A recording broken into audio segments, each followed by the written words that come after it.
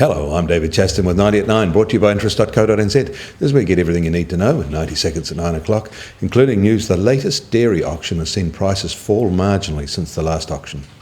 But first, America's trade deficit narrowed sharply in June, driven by record exports and a fast-shrinking bill for oil imports, brightening the outlook for domestic growth in the second quarter.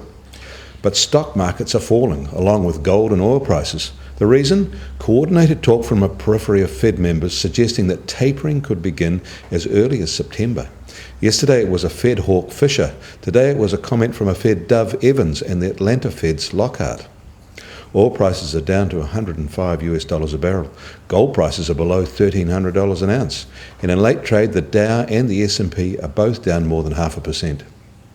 Overnight, there's been a good set of data coming out of Europe. From Italy to Britain to Germany, better than expected industrial output data is reinforcing the idea that Europe has turned an economic corner of some sort. In China, talk of shipyard struggles may be premature with a slew of big new orders won recently.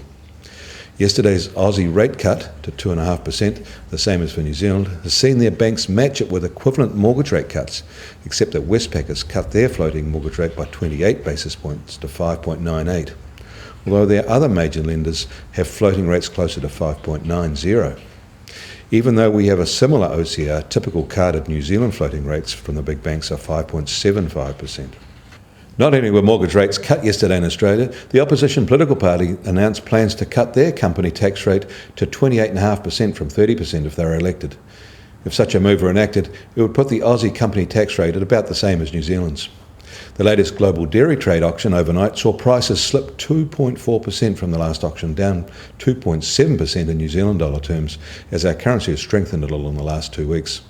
There certainly was no noticeable buyer reaction to the latest reputation crisis. Remarkably, prices are now more than 60% higher than they were 1 year ago.